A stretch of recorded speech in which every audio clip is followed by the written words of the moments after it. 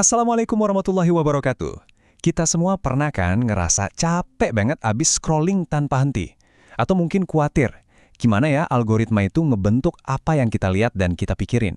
Ya, kita semua ngerasain tarikan dunia digital yang kuat banget.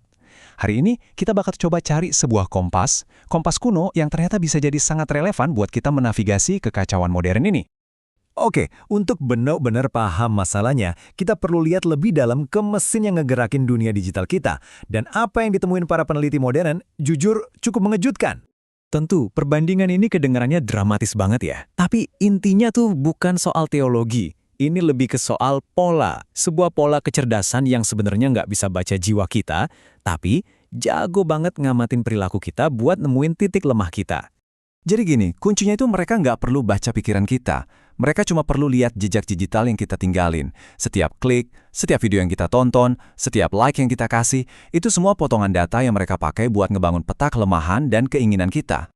Dari data-data itu, mereka ngebangun semacam boneka voodoo digital kita, sebuah model yang bisa prediksi dan manipulasi langkah kita selanjutnya. Mereka nggak nargetin pikiran rasional kita loh, tapi mereka nembak langsung ke emosi, rasa marah, rasa penasaran, atau rasa sepi. Dan manipulasi yang nggak kelihatan ini bukan tanpa korban. Ini nyata banget dampaknya buat kita, buat kesehatan mental dan spiritual kita. Bisa dibilang, diri digital kita sekarang lagi dalam bahaya. Manipulasi algoritmik ini nyambung banget loh sama krisis kesehatan mental yang makin jadi, terutama di kalangan generasi muda.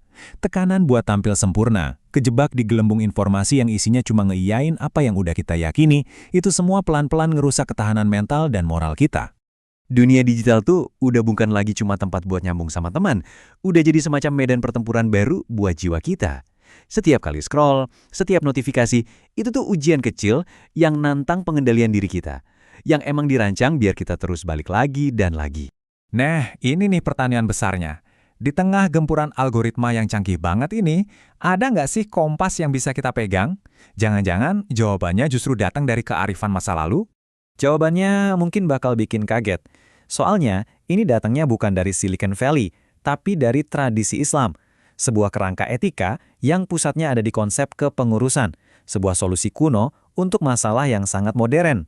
Semuanya dimulai dari perubahan fundamental dalam cara kita mandang teknologi. Gimana kalau kita ini bukan pengguna pasif tapi pengurus atau pemegang amanah? Gagasan ini mengubah segalanya. Tiba-tiba, ponsel di tangan kita bukan lagi sekedar alat, tapi sebuah kepercayaan yang harus kita jaga. Kompas yang nuntun kita dalam kepengurusan ini adalah takwa, kesadaran moral yang dalam banget. Anggap aja kayak suara hati yang terus-menerus ngingetin kita bahwa di dunia digital sekalipun nggak ada tindakan yang nggak ada bobotnya. Setiap klik, setiap komentar punya dimensi spiritual. Dan etika ini nggak cuma ngurusin diri sendiri, tapi juga ngelihat keluar. Prinsip adil atau keadilan nuntut kita buat nanya, teknologi yang kita bikin ini adil nggak? Algoritma ini malah bikin diskriminasi nggak? Ini adalah panggilan buat ngebangun dunia digital yang tidak menindas. Jadi, kita udah punya prinsip dasarnya, amanah, takwa, dan keadilan. Ini kompas etis yang kuat. Tapi kan, kompas nggak ada gunanya kalau kita nggak tahu cara pakainya, ya kan? Jadi gimana caranya kita bawa ini dari prinsip ke praktik sehari-hari? Nah, enaknya, etika Islam tuh nggak cuma ngasih prinsip, tapi juga teknologi spiritual yang praktis banget buat kita navigasi dunia digital. Pertama, gimana cara kita ngelawan misinformasi? Jawabannya, tabayun. Perintah langsung dari Al-Quran buat verifikasi. Ini perintah buat kita berhenti sejenak sebelum menekan tombol share. Bisa dibilang, ini adalah bentuk literasi digital pertama yang diajarkan 1400 tahun sebelum ada internet.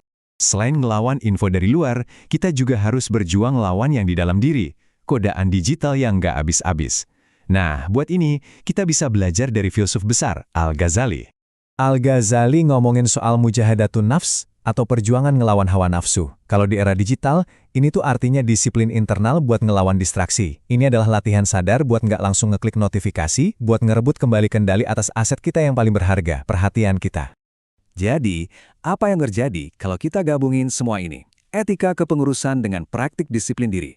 Kita bakal mulai ngelihat sebuah visi baru, sebuah cara untuk menjadi beradab dalam penggunaan teknologi kita.